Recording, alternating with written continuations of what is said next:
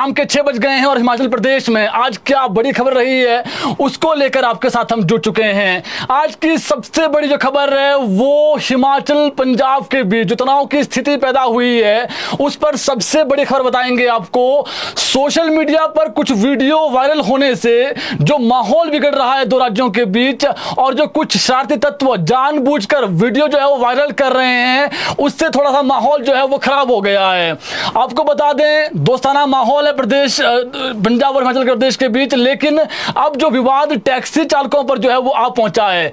पूरी खबर बताते हैं। आज की जो बड़ी खबर है वो यही है कि एक जो टैक्सी चालक है उसका मर्डर हो गया है। हिमाचल दस्तक सबसे पहले खबर बता रहा है आपको, जो चालक जो शिमला से टैक्सी में जो है वो दो व्यक्तियों को लेकर गया था यहां से पंजाब के मनाली के लिए, उस चालक का मर्डर हो गया है। ये बड़ी खबर है अभी की।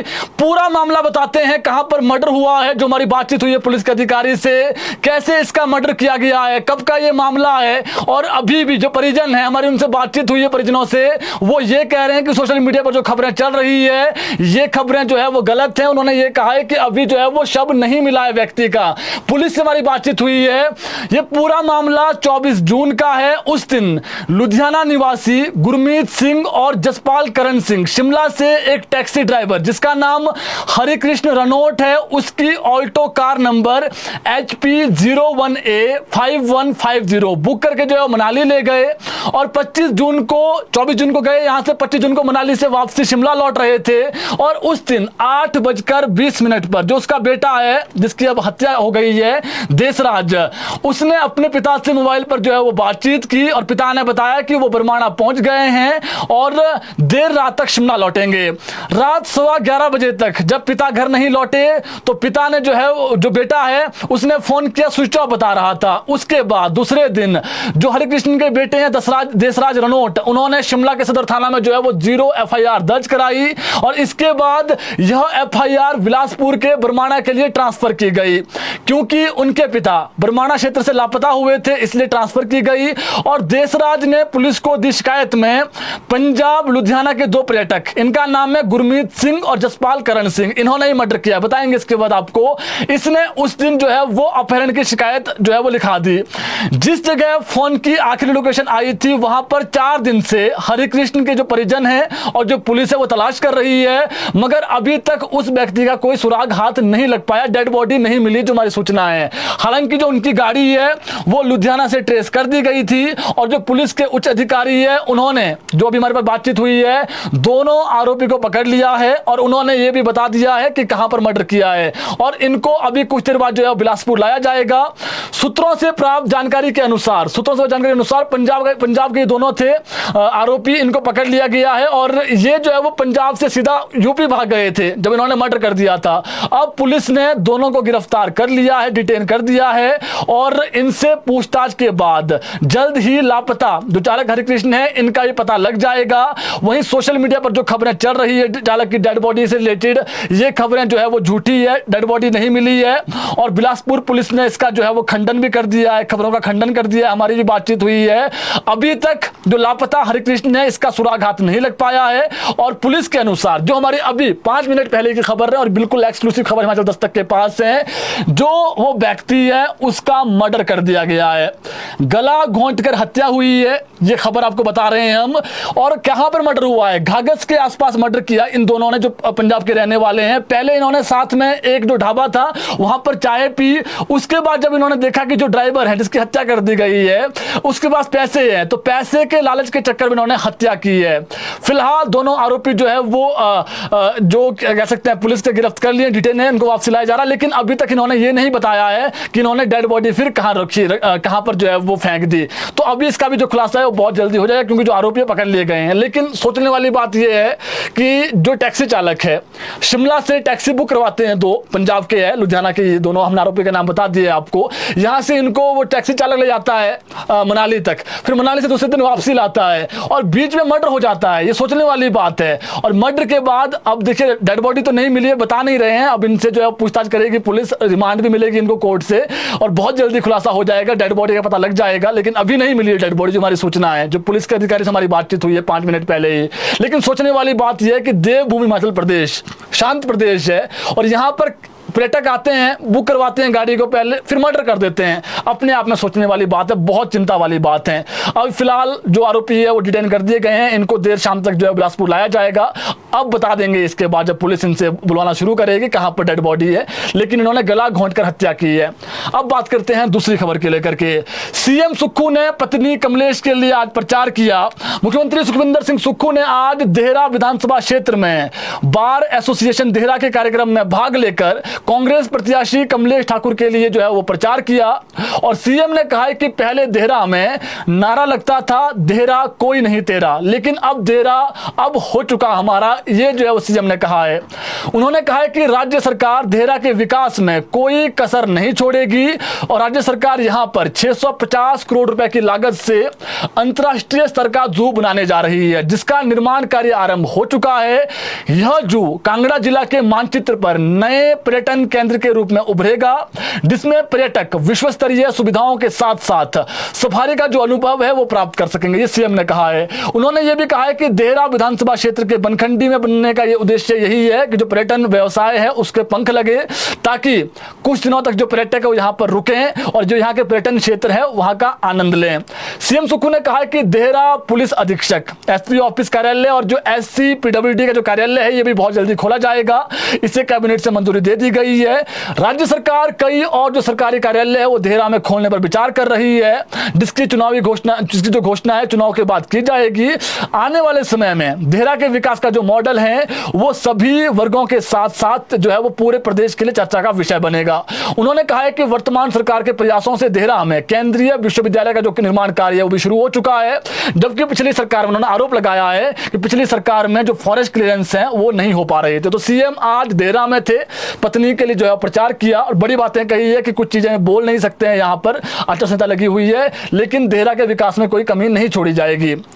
इसके अलावा सीएम की जो सबसे बड़ी खबर है, आज सीएम ने एक बड़ा ऐलान किया है, बताते हैं आपको। सीएम सुक्खू का आज बड़ा बयान सामने आया। उन्होंने कहा है कि जो पोंग विस्थापित है उनके लिए अगर जरूरत पड़ी तो राज्य सरकार कानून बदल देगी, बड़ी खबर है ये। और उन्होंने ये कहा है कि आचार संहिता के कारण अभी जो है वो कुछ वो बोल नहीं सकते हैं, घोषणा नहीं कर सकते हैं, लेकिन जरूरत पड़ी तो फिर वो बदलेंगे कानून। होशियार सिंह जो वहां पर प्रत्याशी है भाजपा के, उन्होंने कहा है कि उन्होंने अपने फायदे के लिए जो है विधायकी बेची है और सीएम ने कहा है हमारी सरकार किसी का घर खाली नहीं करवाती है, बल्कि घर बनाने के लिए 3 गुना जो राशि है वो देती है। उन्होंने ये भी कहा है कि आचार संहिता के कारण किसी की कोई घोषणा जो है वो अभी फिलहाल नहीं कर सकते हैं, लेकिन विस्थापितों की हर संभव मदद की जाएगी। ये बहुत बड़ा मुद्दा है, पोंग विस्थापितों वाला मुद्दा है। और सीएम ने आज बड़ा बात कही है कि अभी मैं ऐलान तो नहीं कर सकता हूं आचार संहिता के चक्कर में, लेकिन उन्होंने ये जो है वो कह दिया है कि जरूरत पड़ी तो वो कानून बदल देंगे प्रदेश में, जो विस्थापितों को लेकर कानून होता है। इसके अलावा एक और खबर है, भाजपा के बड़े नेता और पूर्व मंत्री वीरेंद्र कंवर ने जो है वो आरोप लगाए हैं कांग्रेस पर। उन्होंने कहा है कि किसानों की जो जमीन है वो कांग्रेस हड़प रही है, कब्जा कर रही है उस पर। विस्तार में खबर बताते हैं। पूर्व मंत्री वीरेंद्र कंवर ने हिमाचल प्रदेश सरकार पर किसानों की भूमि अवैध रूप से कब्जाने का आरोप लगाया है। आज ऊना जिला मुख्यालय पर पत्रकार वार्ता के दौरान उन्होंने कहा कि किसानों की भूमि पर प्रदेश सरकार कुंडली मारकर बैठी है। उन्होंने कहा है अगर सरकार किसानों को उनका हक नहीं देती है तो बीजेपी जन आंदोलन छेड़ेगी। उन्होंने कहा है कि एक तरफ किसानों की भूमि पर प्रदेश सरकार कुंडली मारकर बैठी है, वहीं दूसरी तरफ जो वन माफिया है वो किसानों की भूमि में लगे हुए लाखों रुपए के जो खैर के पेड़ हैं जो अवैध रूप से वहां पर काट रहे हैं, सरकार ध्यान नहीं दे रही है। न तो सरकार इस भूमि का जो है मालिकाना हक किसानों को दे रही है और न ही इस भूमि में किसानों की जो संपदा है उसको बचा पा रही है सरकार, ये उन्होंने कहा। इसके अलावा ऊना, हमीरपुर और कांगड़ा जिलों में जो है वो करीब 32,000 हेक्टेयर ऐसी भूमि है जो किसानों की होने के बावजूद किसानों को उसका कोई लाभ नहीं मिल पा रहा है। वीरेंद्र कंवर ने कहा है कि वर्ष 1999 में तत्कालीन सीएम प्रोफेसर प्रेम कुमार धूमल ने इस भूमि का जो मालिकाना हक है वो किसानों को प्रदान किया था, ताकि कृषि योग्य जो भूमि है उसके साथ साथ जंगल की इस भूमि पर होने वाली संपदा का जो लाभ है वो किसानों को मिल सके। लेकिन वर्तमान समय में सरकार के कब्जे में चल रही किसानों की इस भूमि पर खैर के बड़े बड़े जो पेड़ हैं और जो अन्य वन संपदा है, इसको वन माफिया द्वारा जो है वो दोनों हाथों से लूटा जा रहा है। न तो प्रदेश की सरकार किसानों की जो भूमि है उसको दे रही है उनको, और जो वन संपदा है उसको जो माफिया है, वन माफिया, वो उसको जो है वो वहां पर बेच रहे हैं उन चीजों को, जिसके चलते नुकसान केवल किसानों को झेलना पड़ रहा है। उन्होंने ये आरोप लगाकर सरकार ने बात नहीं सुनी तो आगामी समय में जो है वो प्रदर्शन भी किया जाएगा, मोर्चा खोला जाएगा, तो ये इन्होंने आरोप लगाया है। इसके अलावा आज की सबसे बड़ी जो खबर है वो बेरोजगार युवाओं को लेकर के हैं। हिमाचल में अब प्रदेश सरकार जो है वो रेगुलर भर्तियां करेगी, इस ओर आगे बढ़ रही है। 10,000 से अधिक पदों पर अनुबंध छोड़ रेगुलर जो नियुक्तियां हैं वो की जाएगी।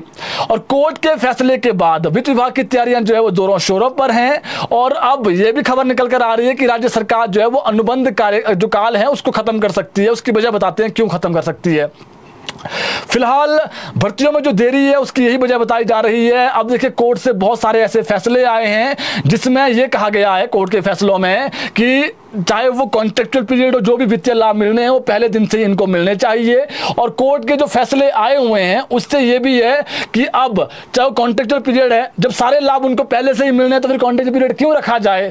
तो अभी फिलहाल सरकार ये देख रही है कि जब कोर्ट से फैसले आ रहे हैं बाद में फिर वो एरियर बन जाएगा, उसके चक्कर में जो है पहले से ही जो है वो एक प्रॉपर जो भर्तियां होती है, अभी जो कॉन्ट्रेक्चुअल पीरियड है वो 2 साल का है और अब सरकार सोच रही है कि क्यों ना भर्तियां जो है वो रेगुलर की जाए। तो इस ओर आगे बढ़ेगी सरकार, क्योंकि जो कॉन्ट्रेक्चुअल पीरियड है, जितने भी फैसले कोर्ट से आ रहे हैं वो ये फैसले आ रहे हैं कोर्ट से कि जो कॉन्ट्रेक्चुअल पीरियड है उनको चाहे वो ओपीएस हो या फिर जो अन्य वित्तीय लाभ हो उसमें जोड़ा जाना चाहिए। तो ये एक बड़ी खबर है, जितनी भर्तियां प्रदेश में आगामी समय होगी वो रेगुलर भर्तियां होगी। इस ओर सरकार आगे बढ़ रही है। अगर रेगुलर भर्तियां होती है तो सरकार पर इससे जो है वो चपत लगेगी, यानी जो बजट है, क्योंकि 2 साल तक जो है वो फिर कॉन्ट्रेक्चुअल पीरियड रहता है, सैलरी कम होती है, जब रेगुलर होते हैं तो सैलरी बढ़ती है। तो ये भी एक चीज है जी।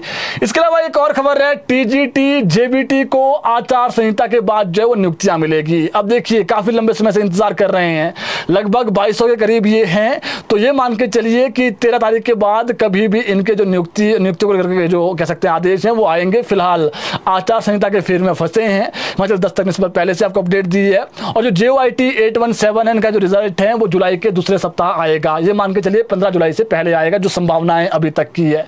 तो जो जेबीटी है, जो जेबीटी और जो टीजीटी है, जितनी भी बैचलर भर्तियों का प्रोसेस है ये आचार संहिता के बाद ही हो पाएगा। तो ये एक और अपडेट हमारे पास थी। इसके अलावा बात करें इनकम टैक्स की रेड की, आज की बड़ी खबर है, हमीरपुर में इनकम टैक्स और ईडी की जॉइंट रेड पड़ी है। हमीरपुर शहर में आज सुबह इनकम टैक्स और ईडी की जो है वो संयुक्त रेड पड़ी है, जिससे पूरे शहर में हड़कंप मच गया। हमीरपुर के एक बड़े ज्वेलरी व्यापारी और जो 2 शराब ठेकेदार हैं, उनके अलग अलग जो प्रतिष्ठान हैं और उनका जो आवास है, सुबह 5:30 बजे रेड पड़ी जब वो सोए हुए थे। इनकम टैक्स और ईडी के अलावा इनकी दुकान और जो दुकान के आवास के बाहर जो है उस दुकान और उनके जो आवास है, सीआरपीएफ के जो जवान है वो पहरा दे रहे हैं। और केंद्रीय एजेंसियों की संयुक्त कार्रवाई से जो है व्यापारियों में अब हड़कंप मच गया है कि इनको पड़ गई रेड, हमारे को भी पड़ सकती है। खासकर हमीरपुर शहर में व्यापारी डरे हुए हैं, सहमे हुए हैं। और हमीरपुर में सुबह 10:30 बजे के आसपास जो ज्वेलरी की दुकान थी उसके शटर खोले गए और तब तक जो है वो जो इनकम टैक्स डिपार्टमेंट और जो ईडी है उनके जो कुछ एक ऑफिसर हैं वो घर भी गए। घर पर जो है वो दस्तावेज खंगाले गए। दोनों जांच एजेंसी के अधिकारी और जो कर्मचारी है वो दुकानों के आसपास के अलावा जो घर पर है वहां पर भी डॉक्यूमेंट छान रही है और जो बीएसएफ के जवान हैं वो पहरा दे रहे हैं। ये बड़ी खबर है। ईडी की जो रेडें हैं वो प्रदेश में पड़ना शुरू हो गई है। और खबर ये भी है कि ऊना में भी एक जगह पर रेड पड़ी है, लेकिन इसकी अभी जो है पुष्टि नहीं हो पाई है। वहां पर भी एक बता रहे हैं कि जो शराब के एक व्यापारी कह सकते हैं जिनके पास लाइसेंस होता है उनके यहाँ रेड पड़ी है, लेकिन इसकी अभी पुष्टि नहीं हो पाई है। तो ईडी और जो इनकम टैक्स संयुक्त रेड पड़ी है, सीआरपीएफ के जवान साथ में हैं। अब ये गफला कितने का है ये तो आने वाला समय बता पाएगा, लेकिन रेड पड़ी है, डॉक्यूमेंट खंगाले जा रहे हैं। जो बड़ी जो सामियां होती है उन पर ये रेड पड़ी है। इसके अलावा बात करें श्रीखंड महादेव यात्रा की, तो अभी तक 2000 लोगों ने आवेदन कर दिया है।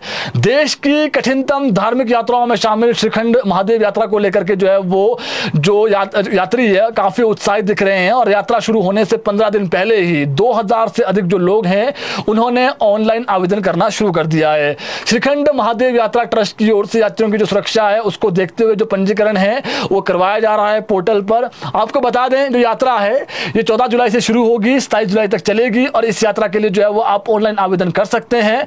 वेबसाइट बता देते हैं, अगर किसी भी जिला से आप कर सकते हैं, श्रीखंड महादेव यात्रा .hp.gov.in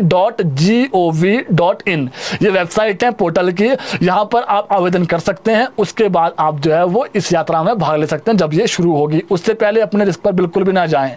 और आपको बता दिया है जी पोर्टल का हमने, तो यात्रा में जाने वाले जितने भी यात्री है उनको पोर्टल पर जो है वो एक सप्ताह पहले खोला गया था, जिसके चलते अब तक जो है 2000 यात्रियों ने इसमें आवेदन कर दिया है। और जो यात्री है वो अभी 15 दिन और बचे हुए हैं, तो ऐसे में और भी जो है वो आवेदन आप आगामी समय में कर सकते हैं। तो ये एक महत्वपूर्ण खबर थी। इसके अलावा बात करें अन्य खबर को लेकर के, अब आपको एक और खबर बताते हैं। देखिए इस बार प्रशासन और जो पुलिस, एक हमने बताना भूल दिया है कि कुछ लोग जो है अपने उस पर जाते हैं रिस्क पर, तो वो ना जाएं बिल्कुल भी। पुलिस ने इस बार जो है वो कड़ी कार्रवाई कर सकती है पुलिस। कुल्लू में एक दो बहुत दुखद खबर है। कुल्लू में एक जो गाड़ी है वो आज खाई में गिरी है। पर्यटन नगरी मनाली में पर्यटकों को रोहतांग पास घुमाने ले जा रही थी ये गाड़ी, अचानक ये खाई में जा गिरी, जिसमें ड्राइवर समेत 9 पर्यटक सवार थे।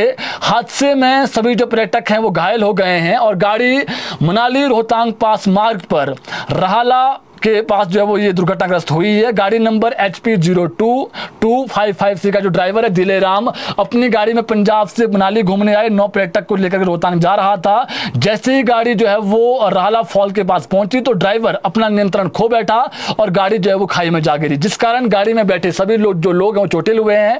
घायलों को इलाज के लिए जो वहां पर स्थानीय अस्पताल वहां ले जाया गया है और वाहन भारी क्षतिग्रस्त हुआ है। हादसे में जो घायल हुए हैं शफीम, जिनके नाम है मोहम्मद दिलशाह, मोहम्मद सद्दाम, बाबर अली, निशा समैया, अब्दुल समीद, जुनैल, हिना, ये इसमें जो है वो घायल हुए हैं। और सभी जो पर्यटक है ये पंजाब के संगरूर के रहने वाले थे, जिनका अस्पताल में उपचार चल रहा है। तो दुखद खबर है जी। इसके अलावा एक और बड़ी खबर है, सोलन मर्डर में एक बड़ा खुलासा हुआ है। सोलन शहर के वार्ड नंबर 13 क्लीन में हुए महिला के मर्डर मामले में पुलिस ने 24 घंटे के अंदर ही जो हत्या की गुत्थी है उसको सुलझा दिया है।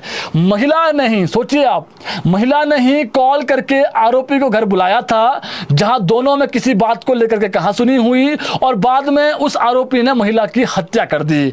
घटना के वक्त घर पर कोई नहीं था जो पुलिस ने आरोपी को गिरफ्तार कर लिया है। आरोपी जिला गुमला झारखंड निवासी है, जिसका नाम जीतू है। और आज पत्रकार वार्ता के दौरान ASP जो सोलन है राजकुमार चंदेल, इन्होंने बताया कि महिला कल दिन में, पिछले कल की बात कर रहे हैं, वो 1 से 1:30 बजे के आसपास घर में अकेली थी। उसने आरोपी जीतू को कॉल करके घर पर बुलाया क्योंकि यह पहले से ही एक दूसरे को जो है वो जानते थे और जो महिला का पति है वो भी उसको जानता था। और ये आरोपी महिला के घर कमरे से जो है वो 250 मीटर दूरी पर ही रहता है, जहां दोनों में किसी बात को लेकर कहासुनी हुई और उसने बाद में जो है वो महिला को मौत के घाट उतार दिया। आरोपी सोलन की सड़कों में जो है वो फेरी का काम करता है, ये जो है वो बेफिक्र घूम रहा था और वहाँ पर काम करता है सोलन में ही। बीते शुक्रवार को यह मामला सामने आया था और जब महिला के बच्चे स्कूल से करीब 3:30 बजे घर पहुंचे और घर पर उन्होंने देखा कि उनकी जो माँ है उसकी संदिग्ध हालात में जो है वो पड़ी हुई थी, खून से लत पर गिरी हुई थी, जिसकी सूचना उन्होंने जो है मकान मालिक को दी।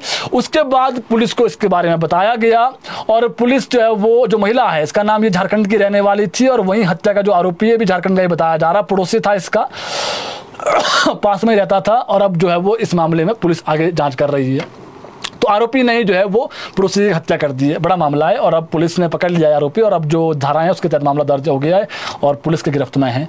एक और खबर है, गाय से भरा जो है वो ट्रक पकड़ा गया है और मनाली के मडी में स्थानीय लोगों ने एक गाय से भरा हुआ ट्रक पकड़ा है आज, जिसे मंडी जिला का एक व्यक्ति चला रहा था और स्थानीय लोगों ने उसे पुलिस के हवाले कर दिया है। ट्रक में रोहतांग पास होते हुए गायों को जो है वो लेह की तरफ ले जाया जा रहा था, उसकी योजना थी। और क्षेत्र का जो एक मोहम्मद रफी है व्यक्ति का नाम, ये जठेर विवाल का रहने वाला है, इसने जो है वो मामला दर्ज करवाया है।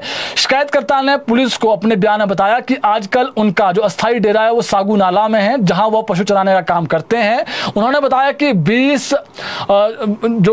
जून को रात समय करीब 1:30 बजे जब ये अपनी गाय भैंसों को देखने डेरे से बाहर निकला था तो सड़क के किनारे जो है वो एक ट्रक खड़ा था और टॉर्च की लाइटें जली हुई थी। कुछ लोग गायों को जो है वो रस्सियों से बांधकर ट्रक में चढ़ा रहे थे, जिसकी सूचना उसने इसकी स्थानीय लोगों को दी। पिछले कल की घटना है, 29 तारीख की घटना है, जिसके चलते 6 व्यक्ति जो है वो इकट्ठा हो गए हैं। जब 6 व्यक्ति इकट्ठे हो गए हैं, जब वो ट्रक के पास गए तो वहां पर ट्रक नंबर HP 650881 चालक ने जो है वो ट्रक को भरा, उसमें गाय भरी हुई थी। इस दौरान उन्होंने ऑटो से ट्रक का पीछा किया और ट्रक को रोका। हालांकि ट्रक के चालक ने जो है मौके से भागने का प्रयास किया, लेकिन उसे पकड़ लिया गया है और बताया जा रहा है कि कुछ और व्यक्ति भी इस मौके से फरार हो गए हैं। मनाली पुलिस ने एक व्यक्ति के खिलाफ जो मामला दर्ज कर दिया है और छानबीन जारी है। इसके अलावा एक और खबर है, आज दुखद खबर है। ऊना के अंब में 25 वर्षीय सेना का जो जवान है वो आज सवा नदी में डूबने से उसकी मौत हो गई। अंब के तहत हम्बोली गांव में स्थित सवा नदी में नहाते हुए इसकी मौत हुई है। 25 वर्षीय भरत सिंह इसका नाम है, सेना में सेवाएं दे रहा था। एक सप्ताह पहले ही छुट्टी पर ये घर आया था और अचानक ये जो है वो आज सवा नदी में गया तैरने, लेकिन उसी दौरान डूब गया। फिलहाल शव को पोस्टमार्टम के बाद जो है वो परिजनों को सौंप दिया गया है। इसके अलावा एक खबर और है, ऊना से खबर है। गोविंद सागर झील के लठियानी घाट पर बड़सर के एक व्यक्ति की आज डूबने से मौत हो गई।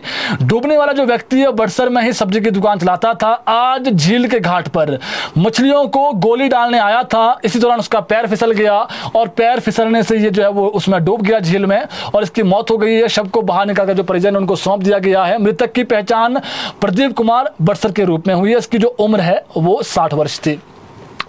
इसके अलावा एक और महत्वपूर्ण खबर है, कर्मचारियों की छुट्टियां रद्द कर दी गई है। बरसात से निपटने के लिए फील्ड में जो है वो कर्मचारियों को उतार दिया गया है और 13,000 जो PWD कर्मी हैं इनकी छुट्टियां रद्द कर दी गई है। बरसात से निपटने के लिए लोक निर्माण विभाग ने 13,000 जो कर्मचारी है उनको फील्ड पर तैनात कर दिया है, 13,000 कर्मचारियों को। और सरकार ने लोक निर्माण विभाग के जो मंडल हैं, उपमंडल स्तर पर जो मलबा हटाने वाली जो मशीनें हैं और सड़कों को जो यातायात बहाल करने के लिए जो बहुत महत्वपूर्ण है, 500 पोकलेन, डोजर, रोबोट और JCB लगा दी गई है। जरूरत पड़ने पर केवल उन कर्मचारियों को छुट्टियां मिलेगी जिन्हें बहुत महत्वपूर्ण होगा, यानी शादी है या कोई बीमार हो गया है, बहुत जरूरी जाना, तभी छुट्टियां मिलेगी, ऐसे छुट्टियां नहीं मिलेगी। और इसके अलावा लोक निर्माण विभाग में जो है वो कंट्रोल रूम भी जो है स्थापित किया गया है और जो जहां पर भी मार्ग अवरुद्ध होगा उसकी जो जानकारी है वो लोक निर्माण विभाग के जो मुख्य कार्यालय वहां पर दी जाएगी। लोक निर्माण मंत्री विक्रमादित्य सिंह ने कहा कि बीते साल की आपदा से सबक लेते हुए विभाग ने अपनी तैयारियां पूरी कर ली है और लोक निर्माण विभाग के अधिकारियों को अलर्ट किया गया है। सड़क मार्ग अवरुद्ध होने को लेकर प्रतिदिन जो है वो रिपोर्ट साझा करने के निर्देश दे दिए गए हैं। उन्होंने कहा है कि विभाग के अधिकारियों को आवश्यकता पड़ने पर और अधिक जो श्रम शक्ति है, जो मशीनरी है, उसकी तुरंत जो उपलब्धता है वो सुनिश्चित करवाने के जो निर्देश है वो दे दिए हैं। उन्होंने कहा है कि हिमाचल प्रदेश में जुलाई महीने में सेब सीजन शुरू होगा। ऐसे में सरकार की प्राथमिकता रहेगी कि सीजन के दौरान कोई भी जो सड़क है वो बंद न रहे। इसके अलावा बीते साल आपदा के दौरान जिन सड़कों को भारी नुकसान हुआ है उन क्षेत्रों में भी विशेष ध्यान देने को कहा गया है। उन्होंने अधिकारियों को निर्देश दिए हैं कि वह हिमाचल की सड़कों का लगातार जो है निरीक्षण करते रहें, यानी जो अधिकारी है जहां पर सड़कें अधिक जो है वो खराब है उन सड़कों को देखा जाए, उसका जो फीडबैक है वो लेते रहें। इसके अलावा बात करें मौसम को लेकर के, प्रदेश में जो मौसम है वो खराब रहने वाला है। 3 दिन हैवी टू हैवी रेनफॉल का अलर्ट आ गया है, बड़ी खबर है। मौसम विज्ञान केंद्र ने कल प्रदेश के 8 जिलों में भारी बारिश का अलर्ट जारी किया है। कांगड़ा, मंडी, शिमला, सोलन, सिरमौर, ये ऐसे जिले हैं यहाँ पर कुछ जगहों पर भारी वर्षा होगी। ऊना, बिलासपुर, हमीरपुर, कांगड़ा, मंडी, शिमला, सोलन, यहाँ के लिए भी जो है वो अलर्ट जारी किया गया है। तो ये मान के चलिए कल और परसों 2 दिन भारी से भारी वर्षा होने का पूर्वानुमान है और प्रदेश में 5 जुलाई तक मौसम खराब रहेगा। तो लोगों से हमारी अपील है कि अनावश्यक यात्रा से बचें, लैंडस्लाइड होने का खतरा है। तो प्रदेश में जैसे ऊना है, बद्दी है, नालागढ़, वहां पर जो है वो बारिश नहीं हुई है, टेम्परेचर अधिक है, तो वहां पर भी कल से मौसम जो है वो खराब होने का पूर्वानुमान है और अधिकांश जो अधिक ऊंचाई वाले क्षेत्र है वहां पर कल से मौसम खराब रहने वाला है। तो मौसम को लेकर जो अपडेट हमारे पास था, मौसम कल से जो प्रदेश के अधिक ऊंचाई वाले स्थान हैं वहां पर खराब रहेगा। हमने बता दिया कौन से जिलों में अधिक वर्षा होगी। तो ये मान के चलिए कल से जो 12 जिले हैं प्रदेश में वहां पर मौसम खराब रहेगा। ऊना जहां पर वर्षा कम हुई है अभी तक वहां पर ही वर्षा होने का पूर्वानुमान है कल से। नालागढ़, बद्दी में भी वर्षा होने का पूर्वानुमान है। तो बाकी जो महत्वपूर्ण खबरें थी आप तक हमने पहुंचा दी है। और दुखद खबर एक है, जो टैक्सी चालक जिसको लेकर के जो है वो खबरें ये चल रही थी कि ये जो है वो अपहरण किया गया है, लापता है। तो दुखद खबर ये है कि इसका मर्डर हो गया है और गला घोंट कर इसकी हत्या की गई है। और जो दोनों आरोपी है पंजाब के हैं, हमने बता दिया नाम आपका इनको। और जो हमारी पुलिस से कुछ देर पहले बातचीत हुई है, घाघस के आसपास पहले इन्होंने जो है वो चाय पी, एक ढाबे में। उसके बाद जब जो पैसे के लालच में जो है वो दोनों व्यक्तियों ने इसकी हत्या कर दी, टैक्सी चालक की। इसका अभी पता नहीं लग पाया कहाँ पर उन्होंने डेड बॉडी रखी है, पुलिस पूछताछ कर रही है।